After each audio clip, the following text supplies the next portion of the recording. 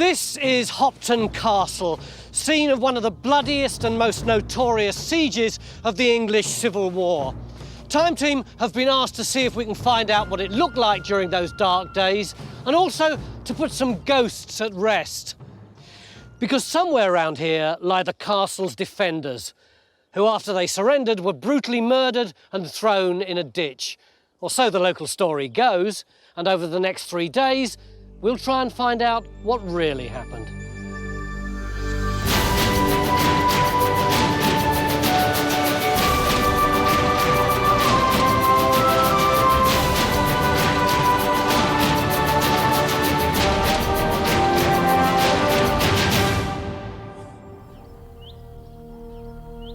The mysterious ruins of Hopton Castle still bear the scars of a tragic past. 400 years ago, this fortress was torn apart by a Civil War siege. The small band of defenders inside, who were loyal to Parliament, gave their lives defending it against an army of King Charles I. Today, only the tower survives as witness to their heroic last stand, and nobody's got any idea what the rest of this castle looked like. So that's where we come in. We've been invited here by the local Preservation Society to try to find out, and maybe to solve a little mystery along the way. Richard, you're our castles expert, and you want us not only to sort out what the castle looked like during the Civil War, but to address the issue of a war crime. Indeed, yes. Because not only is it a fantastic site, you've got a fantastic story with the Civil War siege and these brave garrison holding out against the Royalists for several weeks before finally surrendering and then being rather brutally murdered. Helen, you're particularly excited about this site, aren't you? I am, because it's got this fantastic historical account. We've got a description of what went on written by the garrison commander, the chap who was in charge of defending this place. And it gives lots of details of the buildings that were here. But it is rather one-sided. Obviously, it's only his account. And it's a really fantastic opportunity for archaeology to find out how much of this is true. Neil, you're the boss over the next 3 days. How are we going to tackle this site? Very carefully. This is a very sensitive site, Tony. Not only is it a scheduled monument, a nationally important archaeological site, it's also potentially the site of a mass grave. Yeah, I understand we have to be sensitive, but that doesn't mean we're going to ignore the bodies, does it? No, but it's not a grave chase, Tony. What I want to do is actually use the archaeological evidence to see how reliable is this historical site. Can we get traces of the actual siege? How truthful is the history? Most of what we know about the siege of Hopton comes from a man called Colonel Samuel Moore, the garrison commander. He wrote it all down in his journal, and it reads like a novel. Game! Fire! He says that the Royalists attacked the outnumbered defenders 3 times, losing hundreds of men. It was only when the attackers had the parliamentarians cornered in the tower that they finally gave up. And instead of showing mercy, the Royalist commander put everyone except Colonel Moore to the sword. But did it really happen the way he said it did? Well, first thing first, and that is to find out what this place looked like. So Geophiz get to work looking for buildings. 6 then. OK, thanks. And Stuart, our landscape investigator, starts hunting for the castle's ramparts. From its shape, we suspect our Civil War castle may be medieval in origin. It fits the classic model of a Motte Bailey, which is basically a big tower on a mound with a defensive ring below it. Suppose we start a trench somewhere about there, yes? It means Phil and Bill, the local English heritage inspector, can make an educated guess where the outer wall might be. This wall, which we think might be part of the original medieval castle and might have been refurbished in the Civil War, down into what we think might have been part of the original backfill ditch, and then up onto this bank, which is probably going to be part of the defences or the assault in the Civil War. Yes? Yes.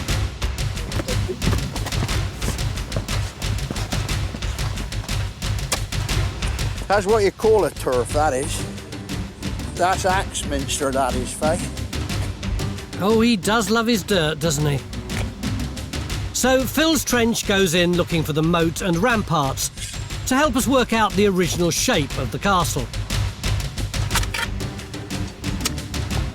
But it's also our first opportunity to test the accuracy of Colonel Moore's historical account of the siege.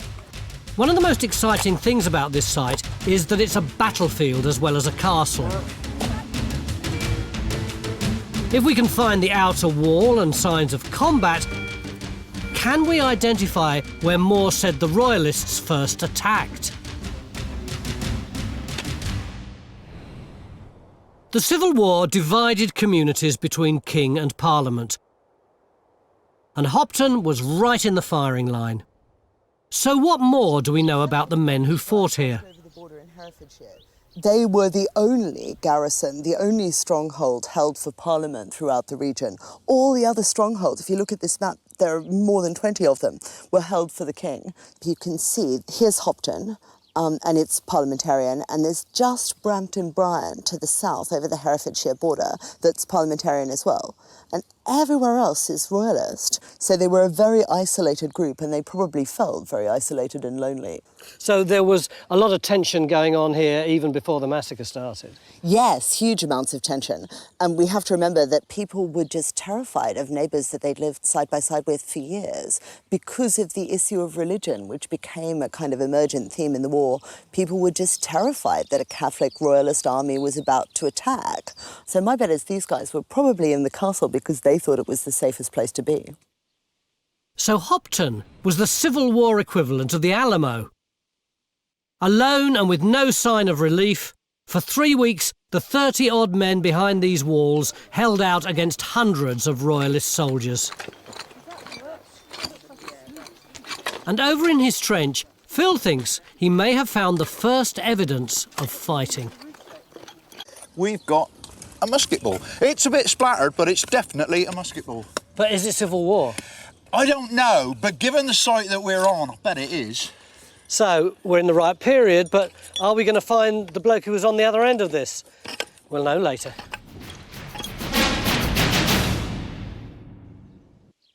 Welcome back to Hopton in Shropshire, where we're trying to uncover the secrets of the Civil War siege, which practically destroyed the castle behind me, and perhaps even find the remains of the murdered garrison, who we think lie somewhere down here. The story of Hopton's destruction and the brutal massacre of the garrison became famous, well, notorious, during the Civil War.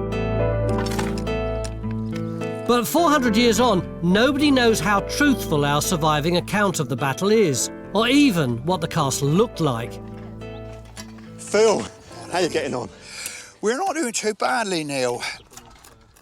Phil's looking for the old castle wall and the moat, where we think we might find traces of the first attack.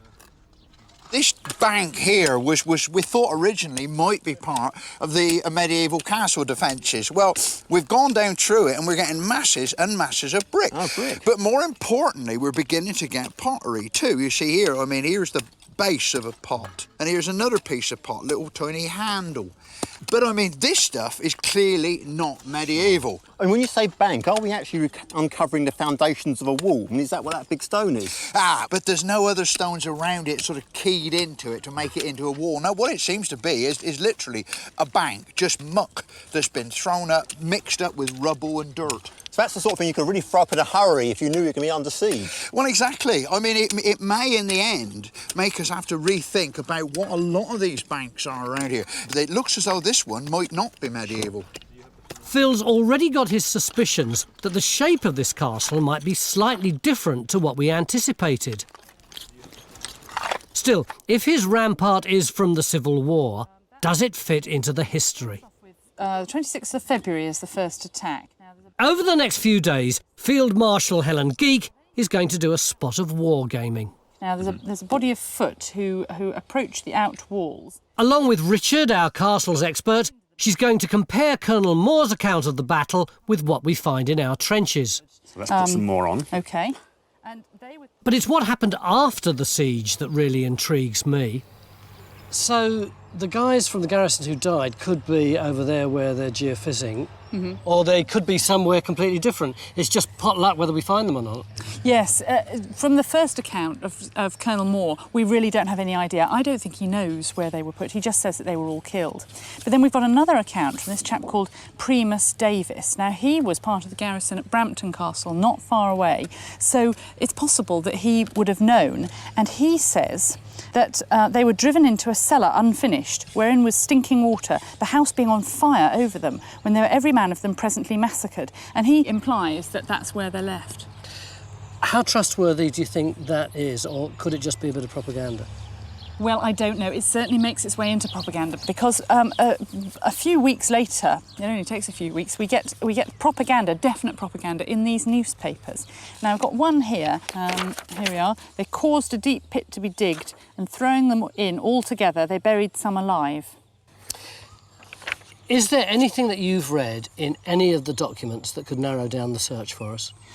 Yeah, I think so. I mean, the first one says it's a cellar. Now, we ought to be able to find a cellar with geophysics, and it would be very recognisable if we do encounter it. That's one good hypothesis that we can test, that they might be in a cellar. The second one is that all the sources concur in saying that they're somewhere near water, mud or water. And so I think that we could go for anywhere that's waterlogged or with standing water and have a look round there and see what we can find. So, if we can trust the documents, the murdered men could be buried in one of two places: a damp cellar or a muddy ditch. Well, John's been busy doing geophys, and he thinks he might have picked up a good candidate for a cellar not far from the tower. John, you've done the Inner Bailey. What's it show? It's pretty good. I mean, we've done mag and res, and I think we're starting to see clear buildings inside. Look at the magnetics to start with. So the white line is showing what I think is a big structure there, and the black on the inside, it's either midden deposits, areas of burning. In the resistance, you can also see the shadow outline of buildings. Now, what I think we've got in front of us here, you can see it clearly in the earthworks. Pretty obvious, well, isn't it? Yeah. You know, but we've got a wall going underneath that hawthorn bush. I think it actually turns through a right angle and comes back underneath our feet. So we've got to put a trench in here, haven't we? Absolutely. I mean, I would have thought perhaps on this side, if we can dig down here, try and expose the wall on this side, see if it matches the wall on that side. Is it a single structure? And of course, the key thing is, what date is it? You know.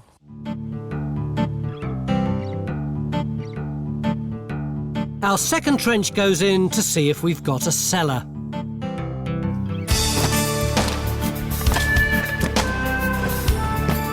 So that's one possibility for the mass grave. But what about the muddy ditch? I'd assumed that our whole team were over here trying to sort out the castle until I saw this little head bobbing up and down behind these rather nasty nettles. Henry, what are you doing?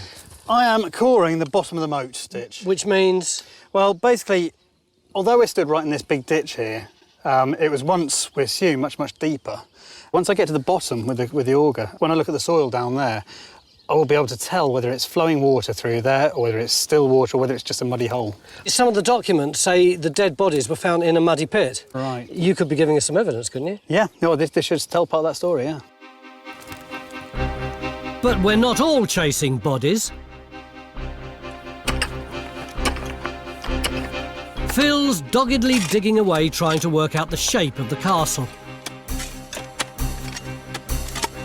He's changed his tune from this morning. He now reckons we do have a wall. It's just underneath the earth bank he found earlier. But he's also got signs of serious destruction, which, fingers crossed, might match our account of the battle. The thing is that this bank sits on top of this incredible burning layer. It's actually on top of the burning layer. Well, look at it. Oh, right. Look at it. Look at that. Yeah, It's the burning is running underneath. So the construction of that bank is later than that burning. You know, I do wonder what the hell all this burning is, though. Well, we know the buildings were burnt during the siege. Well, exactly. You see, you does make you wonder.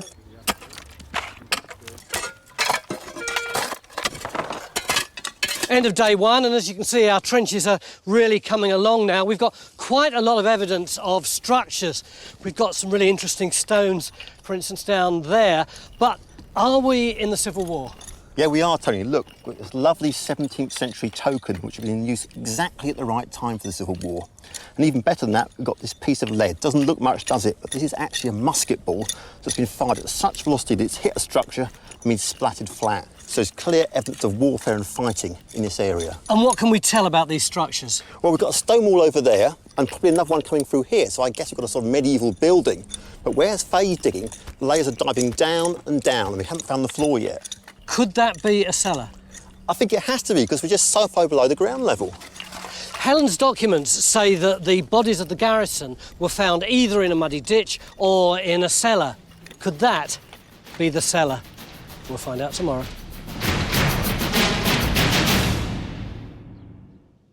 Beginning of day 2 here at Hopton Castle in Shropshire, where we're looking for evidence of the English Civil War, and in particular of the garrison that was slaughtered here. I thought the archaeology would be pretty straightforward, but the more we dig, the more and more confusing it appears to be. Gentlemen, I assumed that what we were going to get was a big moat all the way around it, and then a solid wall to protect the castle. You told me you thought there would be a big empty cellar. We don't seem to have any of those things. I absolutely agree. I thought there was going to be a large wall around the outside because how else could this place have withstood siege for a couple of weeks? So we put a trench in here and we asked Phil to look for 2 things, the stone curtain wall and the large moat ditch. And he hasn't done either of them. That is where you went profoundly wrong, Tony. You assumed far too much. When we get down to the archaeology is different, but it is just as exciting. In here, we don't actually have a massive curtain wall, but we do have a building. And that building must have had a wall that faced out over here, which would have acted as a defensive curtain. Look, I'm lashed by your criticism about my assumptions. Nevertheless, surely it would have to be a wall that was more solid than one that had got little houses all the way around I it. tell you what, if you've got a pack of defenders with muskets behind that wall, peppering you with musket shots, that is a defensive wall. OK, that's put me in my place. The shape of this castle is turning out to be rather different from the simple one we imagined. Sorry, I imagined. It looks like by the time of the Civil War, the inner bailey was surrounded by a small and rather unimpressive wall, and instead of a moat, it had earthworks, and at the centre of it could be a very large building. It looks like we're coming onto a sort of different level here. We've been through this incredibly loose, compacted brick deposit, which I guess is what? Do you think the walls of the building? Yeah, that is nice. Neil and Bill are digging a deep cellar, which we hope might contain the bodies of the garrison. But instead, they've got loads of rubble. We're just coming onto these, which I guess, what, are they roofing slates? They look like roof, don't they? Yeah. So if you've got roofing deposit, if the building was going to collapse in, first of all, I guess the roof would fall in, and then the walls are coming over the top of it. So that would suggest that we're not too far off the bottom of the cellar, potentially the floor level. The brick and the roof tiles clearly belong to a high-status building. It might match something called the brick dwelling house in the sources. Still, it's a little frustrating that we haven't found anything from the massacre itself. And Henry's survey of the moat hasn't got any signs of a mass grave there either. So it's probably time to ask the question I perhaps should have asked yesterday. Can we be sure that the bodies are still here? Wouldn't the relatives of the people who've been killed creep here afterwards, take the bodies away and give them a proper burial, which would mean that we wouldn't be able to find them here all these 100 years later? Well, not really, because actually if you look at the list, which we're lucky enough to have, of the defenders of Hopton Castle, you'll notice an enormous number of very Welsh-sounding names, like Evans, Thomas, Jones. And some of them actually have this W after their name, which probably designates that they actually were from Wales and not local Welsh people. I think all of that suggests that a family would find it pretty difficult to get here from Wales to rebury their dead. It's never occurred to us until now that many of the defenders, like David Evans and Richard Jones, might not be local. Under attack and a long way from home, it makes you realise how isolated and afraid they must have been. And over in his trench, Phil thinks he can now tell the first part of their story. I think in 1644, in this spot, there was a wall. This is the wall. And I mean, whether or not there was a complete building there, I don't know, or whether that building was ruinous, I don't know, but there was certainly a wall here. And then I think in the early part of the campaign, the initial onslaught, there was a serious fight here, and I think that it was very, very hard fought, and I think there was much burning and devastation, because you see we've got masses of areas of intense burning. You see all that black, that charcoal that's lying directly on this wall, and this comes right the way across, and we can actually pick it up on this side here. I think it was a pretty vicious fight, because we actually have the first possible evidence of conflict. It's our human tooth. Cool. And I kind of imagine that there was this vicious fight between the Cavaliers and the Roundheads, and that maybe it got hand to hand, and that maybe somebody took a musket and took a swing at some bloke and knocked his tooth out. And I think once the Royalists had gone away to restock and replenish their forces, the parliamentarians thought, what are we going to do about it? Let's strengthen our defences. And so they'd have got their picks and shovels, and they would have stood where I am, and they'd have done that. And they would have been building the bank there, the bank there, and the bank there. And I think these three banks are very clearly situated to fill the gap between the main ditch of the castle there and the stream. Isn't it ironic that for the last day and a half, you've been doing exactly what those blokes were doing all those years ago? I know, but thankfully I wasn't expecting anybody to come through that field aiming to get me. So that's great news, our first direct link with the history. In his journal, Colonel Moore says that after the initial assault, his men raced to build works, temporary defences. And our earthworks also give us a better idea of the shape of the castle. It's much bigger and more complicated than we thought. And it means we need to make a few changes to our battle map. Yeah. So we're going to need a lot more soggy paper, because we've got lots of other banks to build up as well. General Stuart Ainsworth has identified more earthworks like Phil's all around the site. And he's looking for where the second attack happened, when the Royalists actually got into the castle. Moore says hundreds of invaders broke through a burnt-out building, only to find themselves trapped and shot to pieces. But can we take his word for it? Is it possible that so few defenders could kill so many men? Having wrapped up early, Phil's going to find out. Andy? Hello. I've got you a recruit. Oh, well done. Your piece of string's on fire, by the way. It's meant to be. Oh, it's sorry. called slow match. This is a matchlock musket. Otherwise it doesn't go off bang. Oh, I see. We need this. So are you going to get him to fire a gun? That's the idea. Oh. Bring it down. Firing and reloading a musket was a complicated and time-consuming business. A little bit of gunpowder in there. I'm going to close the pan, blow off and clear off the loose coals. Which means you don't get sparks landing when you're loading and the gun can't go off early. That's the idea. Phil, don't get your face quite so close. Then I'm going to cock the match. I'll present, I'll open the pan and I'll squeeze the trigger. Right, Phil, show us how it's done properly. I think I'll leave him to it for a bit. Lunchtime on day 2, and with the layout of the castle changing, we're now having a long, hard think about our brick building in the middle of it.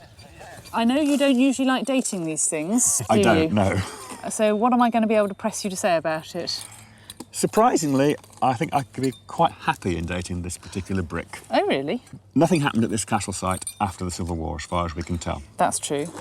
This is a typical 17th century handmade brick, so we can put it into the first half of the 17th century. Can't be after 1644. Can't be after 1644. Also, in Shropshire, we've got plenty of timber-framed and stone buildings. Brick is a very late arrival.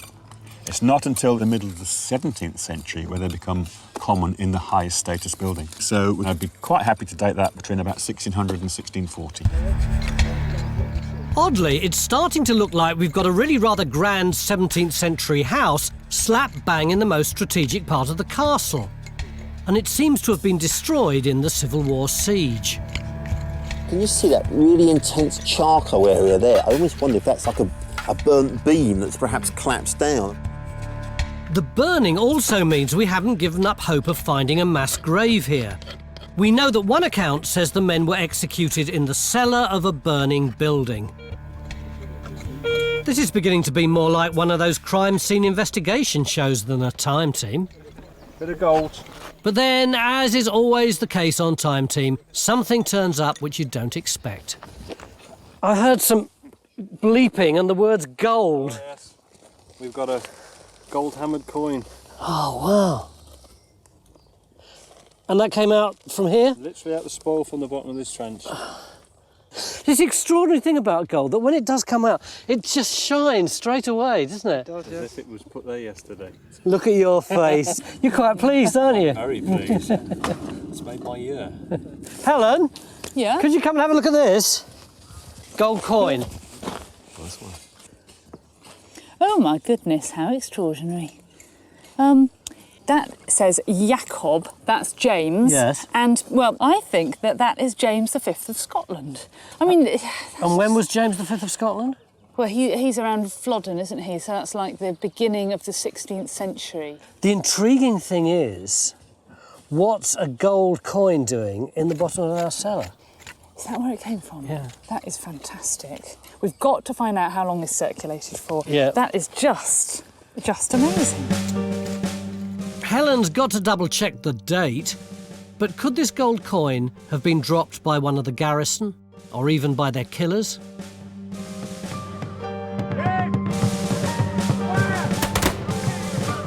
It's easy to imagine losing the odd coin in the heat of the battle, especially if you're a bumbling musketeer like Phil Harding.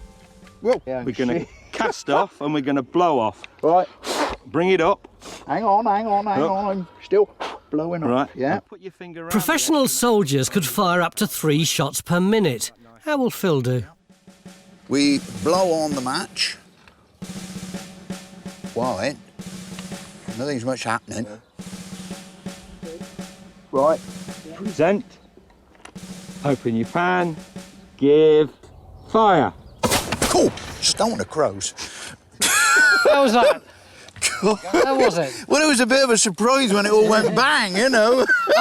I'll tell you what, if it had taken the Roundheads that long to load, the siege would never have ended. Yeah, but I would have been behind the wall, you see. I'm in a safer position behind the wall. That's where I'd have been. It does show you how exposed those soldiers were, though, doesn't it? Absolutely, but actually, it's a very common sense sort of pattern of movements. You could do it. You would get there eventually. Even a common old agricultural type like me, perhaps. Yeah, I think it might take you some time. In the hands of trained soldiers and at close quarters, muskets were deadly. It makes Moore's claim to have shot and killed hundreds of royalists at the breach sound much more plausible.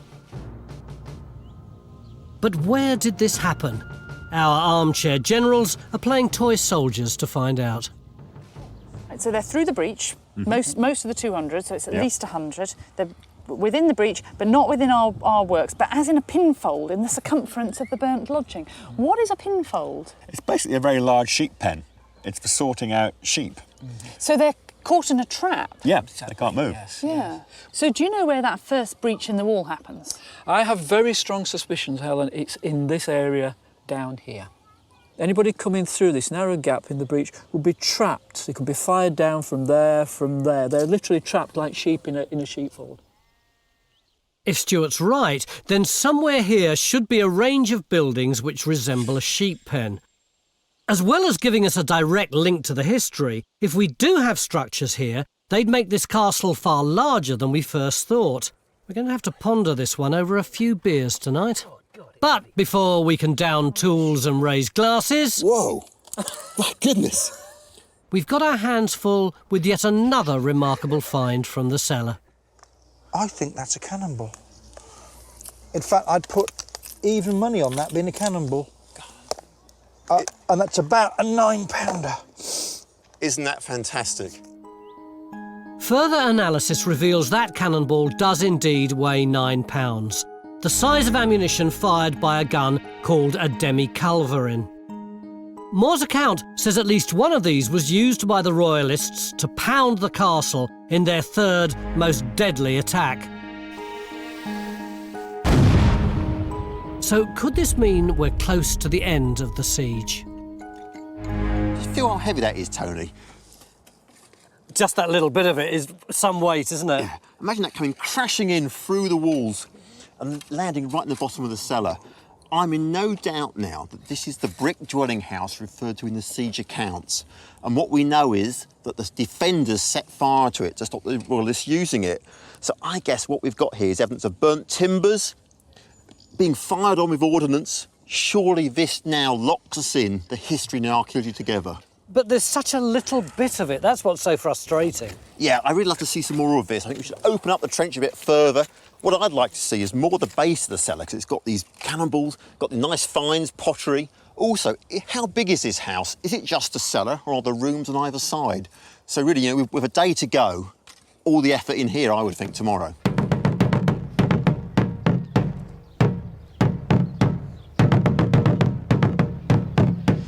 It's been a really exciting day too for us, particularly as far as the finds are concerned, including our wonderful gold coin, which we now know was called a quarter laurel. It was worth 2 weeks' wages for an ordinary soldier, and we've got a very precise date for it now. It's 1623 to 1624. But tomorrow we come to the really exciting part of the story, the final attack on the castle, which led to the supposed massacre of the people inside it. Let's hope tomorrow we can really find out what actually happened. Although Phil already knows how the Cavaliers got into the castle.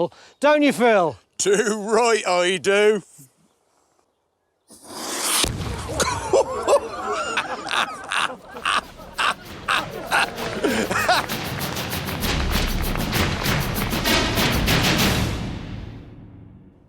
Beginning of day 3 here at Hopton Castle in Shropshire, where we're investigating the bloody siege that took place right here during the English Civil War. And throughout our final day, we're going to be concentrating on this area here, particularly this trench where yesterday we got all those lovely finds, including the beautiful gold coin and the cannonball. But just because we got a lot of lovely stuff out of here yesterday, Neil, does that really justify us using so much of our labour on this one little spot? It's not just this one spot, Tony. We're looking at this large and impressive building. We've got several trenches open. Ian's looking at the other side of the cellar over there and rooms beyond that. Opened a new trench there, looking for rooms that side of the cellar. And Matt's opened up one behind us. Except that on the very first day, your brief to us, Richard, was nothing to do with this specific building. It was, what does the castle look like throughout the English Civil War? Have we got anywhere near approaching that? I think we already have. We've already investigated not just this building, but a lot of the other lumps and bumps around the site, so we know where other buildings were. The landscape now makes more sense to put the whole thing into its context. So I'm quite happy we know a heck of a lot more of this place now than we did on day 1. Trust me, Tony, this trench here will give us the best evidence for the siege. Trust me, Tony. Now, where have I heard that one before?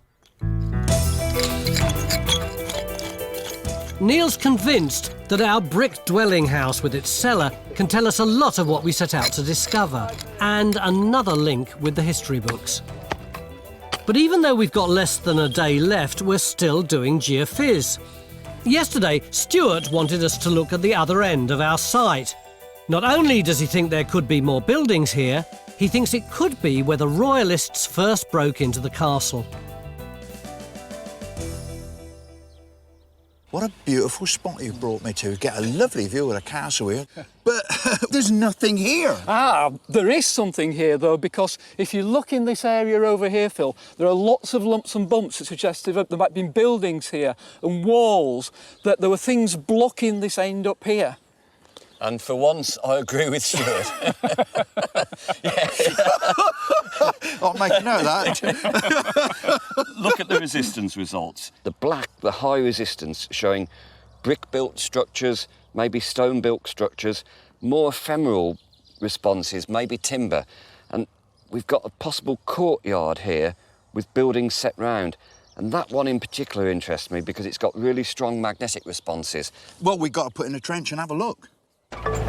Stuart thinks this could be the spot where the attacking royalists were trapped, losing hundreds of men as the defenders fired from both sides.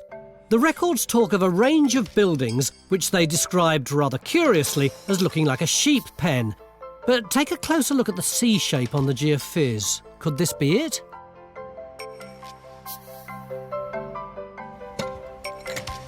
One thing's for sure, this is no longer your typical castle. We've always assumed Hopton is a medieval Motte and Bailey-style fortress, thanks to the 14th century tower. But is this crumbling and frankly rather dangerous structure all that it appears to be? Richard, is it going to fall down?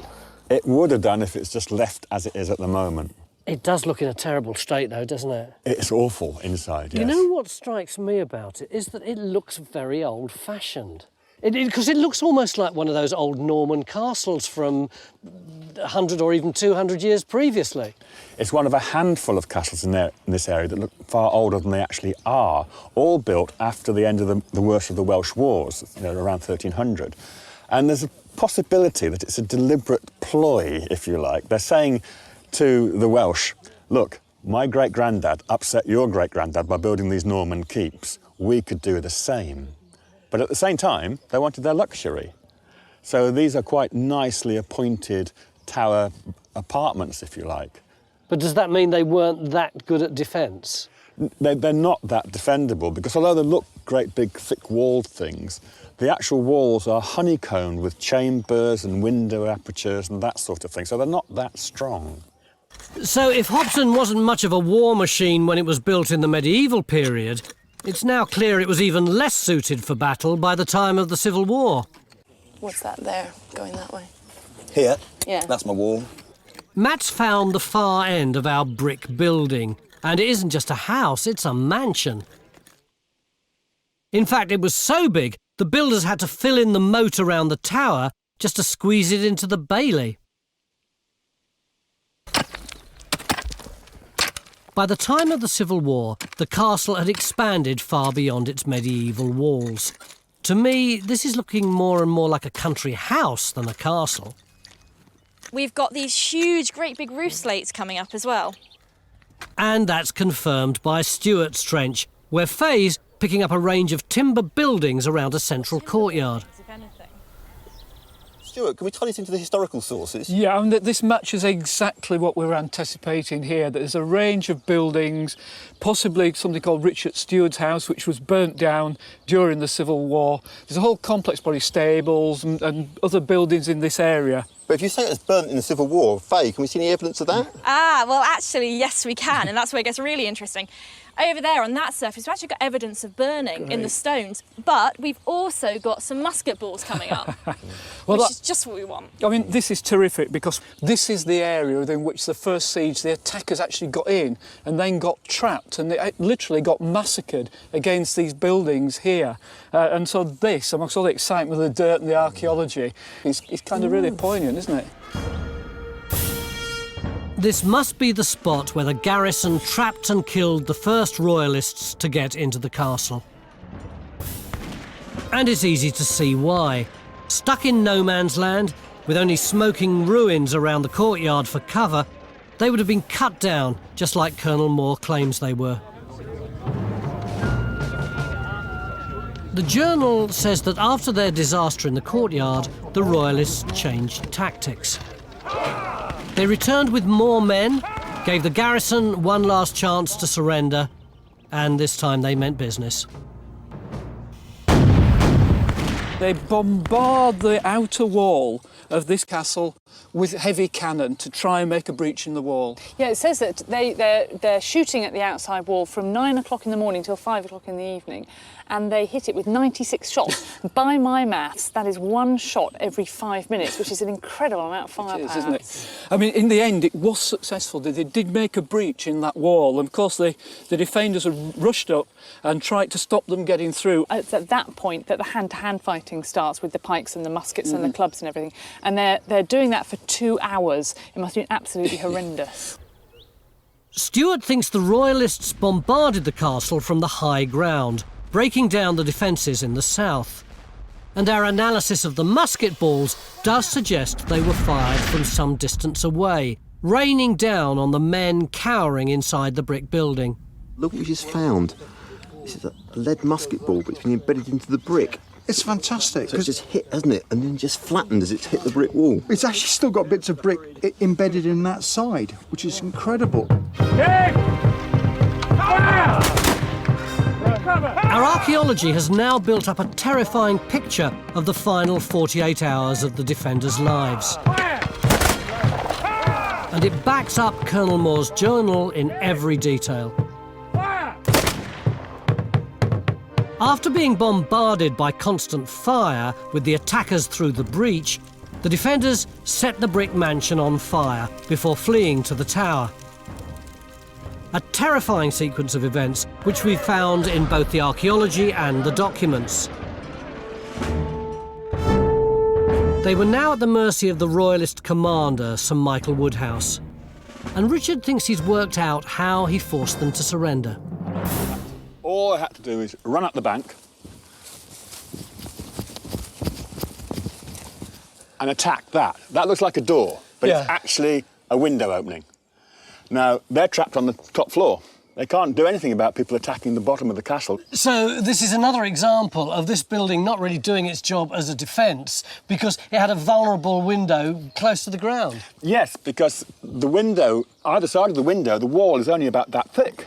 So it's dead easy to actually bash through. I think what we can see there is what was done during the Civil War. And that's what makes them give up, because they think that they're going to lay explosives and they say it's better to surrender than to be blown up. Yeah. Extraordinary, isn't it, to see something so vulnerable from all those years ago that led to such a terrifying end. Yeah. It's ironic that the strongest looking part of the castle, the tower, was actually the weakest.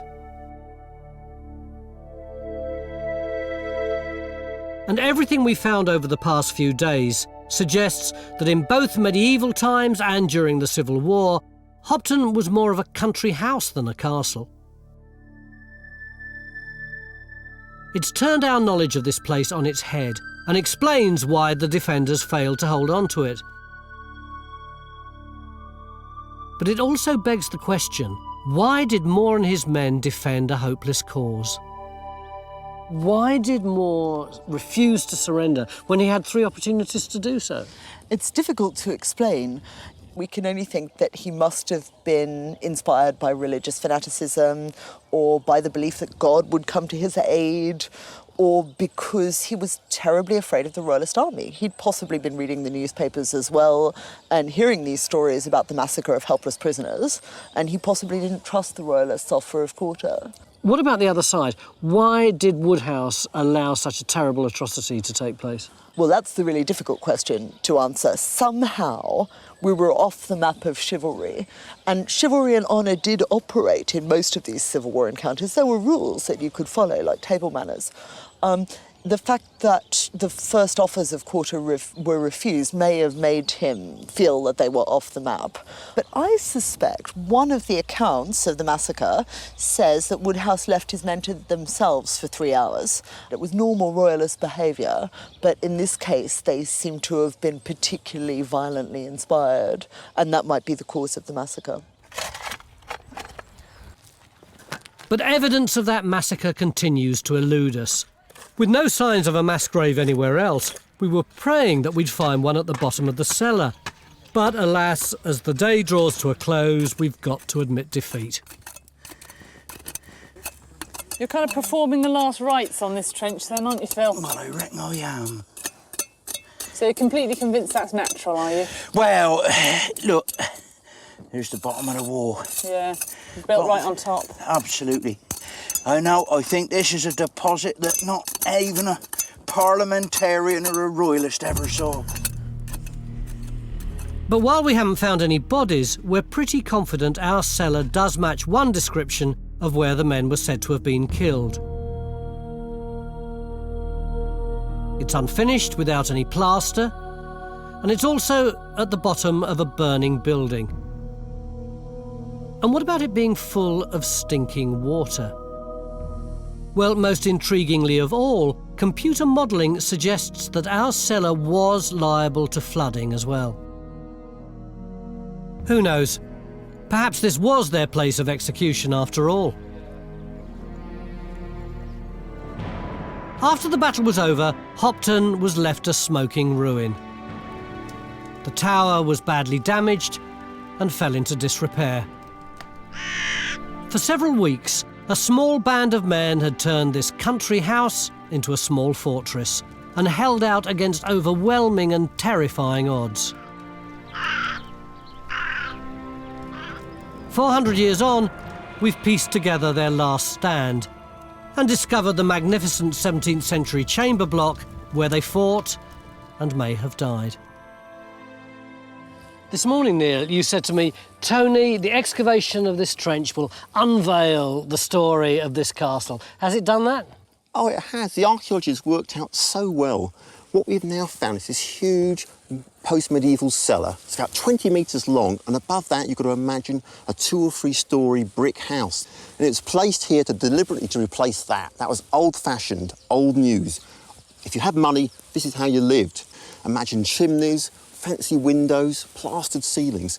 This was all mod cons. It is ironic that the new building should have been burnt down and the garrison retreat to the old one. Absolutely. At the time of the war, forget the word castle. Hopton was a house, and fighting was taking place in all sorts of places during the Civil War, not just on set-piece battlefields, not just storming of castles, but everyday houses were being attacked and bloody murder was taking place at close quarters. It is frustrating, isn't it, that we didn't manage to find any evidence of the guys who died? It is, but I guess it was always a long shot. We've only dug a tiny little fraction of the cellar. They're here somewhere. They'll stay there for generations to come. And in the meantime, the story of their death remains a little bit of a mystery, and maybe that's no bad thing. Yeah, I think so. To ensure you catch all the latest updates, please do subscribe to this channel, follow us on social media, and sign up to our newsletter and join us on Patreon.